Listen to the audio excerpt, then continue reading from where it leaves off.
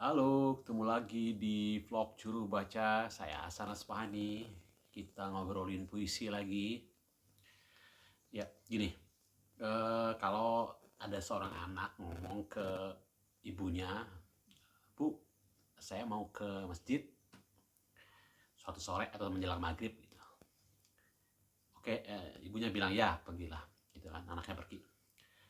Pada saat itu si anak dan ibunya sedang menggunakan fungsi bahasa untuk berkomunikasi. Apa yang bisa dipakai? Informasi dari si anak bahwa dia ingin pergi ke masjid dan dia pamit ke ibunya. Misalnya setelah selepas isya si anak belum pulang, si ibu bisa mencari, oh anakku di masjid, mungkin masih di masjid. Dia bisa mencari ke sana kalau memang dia ingin mencari. Kalau bahwa dia tidak pulang setelah isya itu sesuatu yang tidak lazim bagi si anak, misalnya begitu. Nah, itu fungsi bahasa pada umumnya. Lazimnya fungsi bahasa begitu dalam kehidupan sehari-hari. Nah, sekarang kita lihat fungsi bahasa yang lain, misalnya eh, di tradisi masyarakat, misalnya di pedesaan gitu, atau di masyarakat kota yang masih memegang tradisi, biasanya kepake tuh bahasa yang begini. Misalnya ketika melamar, misalnya begitu, dipakai bahasa-bahasa yang simbolis gitu, bahasa yang tidak sehari-hari. Misalnya apakah kembang di rumah ini sudah dipetik, misalnya begitu. Bahasanya pokoknya berbeda dengan bahasa sehari-hari. Nah, berbeda, bahasa yang sama, kata-kata yang sama bisa digunakan dengan cara yang berbeda untuk tujuan yang berbeda gitu. Eh, Anak perempuan itu bukan kembang, tapi dalam percakapan, dalam peristiwa melamar itu dimengerti apa namanya, pilihan kata-kata yang demikian itu dimengerti gitu. Dan itu menyamankan kedua belah pihak yang berkomunikasi gitu. Si pemilik keluarga anak gadis itu misalnya terhormati dengan merasa dihargai dengan cara melamar yang seperti itu, dengan bahasa yang seperti itu.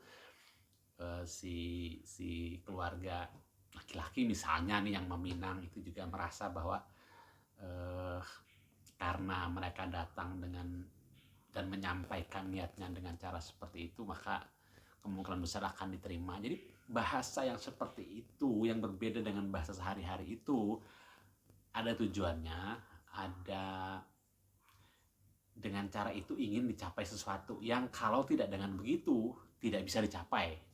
Nah, itu fungsi bahasa yang lain yang berbeda dengan bahasa sehari-hari. Bagaimana dengan bahasa puisi? Nah, di sini persoalan puisi sebenarnya, persoalan abadi bahasa puisi itu gitu. Bahasa puisi kan harus nggak apa-apa pakai bahasa sehari-hari. Bahasa puisi kan tidak harus yang rumit-rumit gitu. Kalau nggak rumit kan nanti tidak indah, misalnya begitu. Kok sama aja dengan bahasa sehari-hari? Apa bedanya dengan bahasa sehari-hari? Ada muncul banyak pertanyaan yang seperti itu kan. Nah, sebenarnya harus ditanyakan pertama adalah nulis puisi itu buat siapa? Mau ngomong ke siapa? Ketika kita ngomong puisi, ketika kita menulis puisi, kita hendak bicara kepada siapa sebenarnya gitu.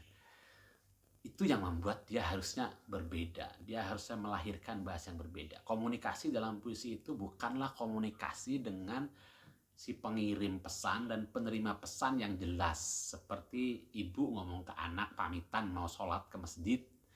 Atau seperti pihak pelamar, juru bicara keluarga pelamar dengan juru bicara keluarga yang dilamar sedang berkomunikasi untuk menyampaikan niat lamaran itu.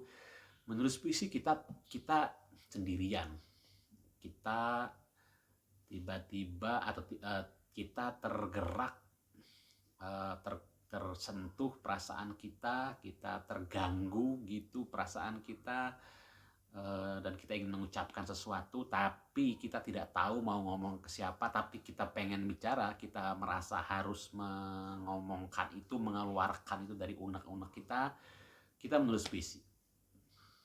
Itu fungsi puisi, tidak berkomunikasi dengan siapa-siapa atau tidak jelas dengan siapa berkomunikasinya. Pembaca bukan sajak Dek Narti Rendra menulis surat buat Dek Narti kepada istrinya gitu. Terus kenapa sajaknya dimuat di buku sajak, dikumpulkan dengan sajak-sajak lain?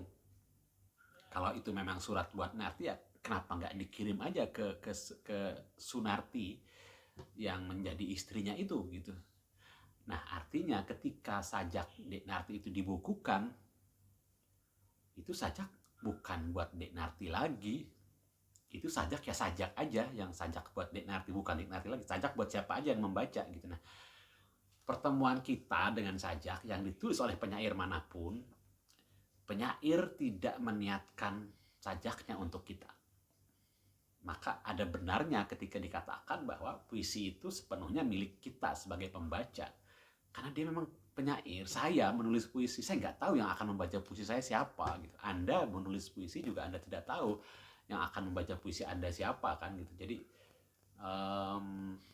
maka gitu banyak sekali kemungkinan yang terjadi.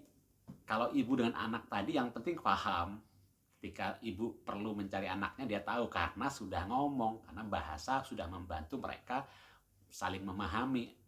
Dan kepahaman itu bisa dipakai untuk mengambil tindakan sesuatu kalau terjadi apa-apa. Melamar juga begitu. Meskipun bahasanya berbeda dengan bahasa sehari-hari, bahasanya mulai simbolis, pakai perumpamaan, tapi terpahami gitu. Ada pihak yang memang dituju, yang diharapkan memahami, bahkan menerima apa yang diinginkan oleh si pengirim pesan dalam kasus lamar-melamar tadi gitu.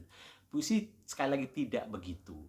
Puisi kita menulis sebebas-bebasnya sebenarnya karena kita tidak membayangkan siapa pembaca kita, siapa saja bisa membaca. Nah, karena itu maka lahirlah estetika puisi gitu. Kita ingin sebanyak-banyaknya orang menyukai puisi kita. Nah, maka karena manusia suka keindahan, maka pembahasan awal sastra itu kan berguna dan indah, baik dan berguna, indah dan berguna gitu. Maka sering dituntut pesannya apa, bermanfaat nggak untuk orang banyak. Kalau manfaatnya orang banyak, akan memetik manfaat dari sajak itu. Indah nggak, mempesona nggak, karena cara nyampenya indah dan orang suka pada keindahan, maka sajak yang indah dengan pesan yang indah juga, cara menyampaikan yang indah juga disukai oleh banyak orang gitu. Meskipun si penyair tidak menulis untuk si orang yang menyukai itu sebenarnya gitu. Bisa saja dia hanya menulis untuk dirinya sendiri gitu. Kemudian dia simpan aja sendiri juga nggak apa-apa juga gitu. Nah, tapi ketika kita ada kebutuhan berekspresi namanya gitu, sudah terekspresikan, sudah cukup gitu. Tapi ada kebutuhan lain, kepuasan lain ketika ekspresi kita itu juga berguna buat orang lain gitu. Maka saya kirim surat puisi saya ke surat kabar, saya kirim ke majalah, saya kirim ke media online yang memuat, dan ketika ada orang membaca, berkomentar, saya seperti mendapatkan satu kepuasan sendiri gitu, yang oke ya, yang sesuatu yang personal yang saya tulis dengan cara saya sendiri, yang hanya dengan cara itu saya bisa mengekspresikan perasaan saya gitu, karena memang gak ada yang ngerti ya perasaan saya ya gitu. Atau ini kalau saya tulis begini akan banyak orang yang nggak suka, kalau saya tulis begini akan ada banyak kesalahpahaman, ya sudah saya tulis saja sajak yang mungkin orang lain bisa memaknai lain dari sajak itu. Karena memang balik lagi, nggak seperti anak yang pamitan ke ibunya tadi. Bahasa dalam puisi itu nggak begitu gitu. Bahasa dalam puisi itu memang diciptakan oleh si penyairnya, oleh kita penulisnya, untuk dimaknai dengan kaya. Dan bahasa bisa begitu. Bahasa punya potensi untuk itu, dan itulah tugas penyair. Bagaimana mengucapkan sesuatu A gitu, jadilah B. Kita tahu bahwa yang kita ucapkan adalah A, tapi pembaca yang bermacam-macam latar belakang pengalaman membacanya, bermacam-macam bekal pengetahuannya terhadap bahasa, perpuisian, dan bahan yang kita puisikan, dia bisa memaknai C, D, E, F, G, atau A dan B juga. Nggak apa-apa juga gitu.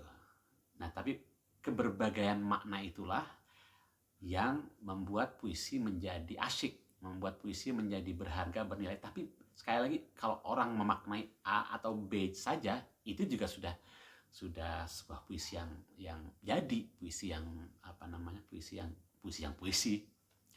Jadi itu bedanya bahasa, dan bahasa begitulah karakternya, begitulah tabiatnya dalam dalam puisi. Dalam puisi, meskipun kita menggunakan bahasa yang kata-kata yang sehari-hari, tapi ketika kita bisa membuat sebuah pengucapan yang orang bisa memaknai bermacam-macam, dan orang itu siapa kita nggak tahu, kita tidak bicara langsung kepada si orang itu, maka fungsi bahasa yang fungsi puitik, puisi kalau dalam linguistik itu sebenarnya itu ada fungsi komunikatif, ada fungsi artistik. Kita sudah memakai fungsi puitik itu, kita sudah memberdayakan fungsi puitik itu dalam puisi kita. Itulah yang memang fungsi puisi adalah bagaimana kita menggali potensi puitik dalam bahasa yang kita pakai untuk menuliskan puisi kita. Oke, terima kasih. Ketemu lagi di video berikutnya.